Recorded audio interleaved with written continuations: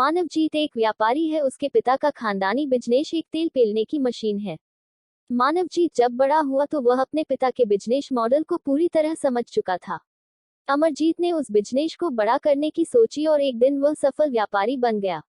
अमरजीत के पिता चाहते थे कि अमरजीत अपने समाज की किसी लड़की से शादी करे, लेकिन अमरजीत की आंखें तो कॉलेज के दिनों में ही 2 से 4 लवली से हो चुकी थी। अमरजीत एक दिल का सच्चा इंसान था। वो लवली को किसी धोखे में नहीं रखना चाहता था। सो एक दिन अमरजीत ने अपने दिल की बात लवली को बता दी कि वो उसको चाहता है। अमरजीत की यह बात सुनकर लवली को एक झटका लगा। उसका कारण यह था कि लवली कानपुर की थी और अमरजीत हिमाचल का पहाड़ी बंदा था।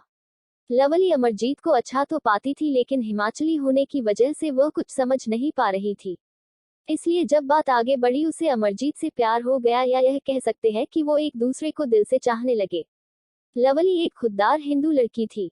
अमरजीत भी हिंदू परिवार से ही था। बस समस्या आ जो रही थी वो थी रीति रिवाजों की, भाषा की। लेकिन लवली और अमरजीत होशियार थे, सो उन्होंने इस बात का हल निकाल लिया कि हम दोनों अपने घरों में हिंदी बोलकर काम चलाएंगे। क्योंकि अमरजीत डोगरी था, उसका घर गांव में था, तो वहाँ डोगरी ही चलती थी। हिंदी तो लोग खूब बोलते थे, लेकिन घर में अपनी भाषा ही चलती थी। अमरजीत को लवली से कोई परेशानी नहीं थी।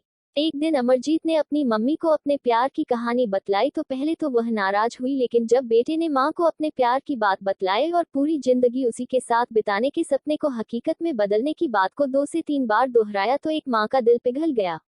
मां ने पापा को पटाया, तब कहीं जाकर बात बनी। यही सब लवली भी अपने घर कर रही थी।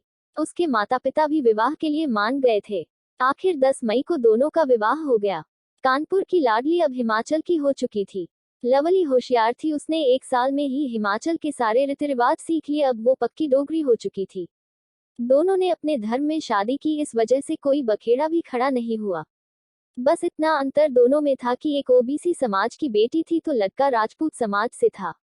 आखिर प्यार में इतना तो चलाना ही पड़ता है। आज दोनों खुशी ने अपने खानदानी व्यापार को आगे बढ़ा रहे हैं। अब दोनों के बच्चे किरण, सालू उन्हें खूब प्यार करते हैं। लवली कानपुर साल में 2 बार पहले जाती थी, लेकिन अब तो 2 साल में 1 बार ही कानपुर जाती है। लवली के माता पिता भाई लोग उससे समय समय पर मिलने हिमाचल आते रहते हैं।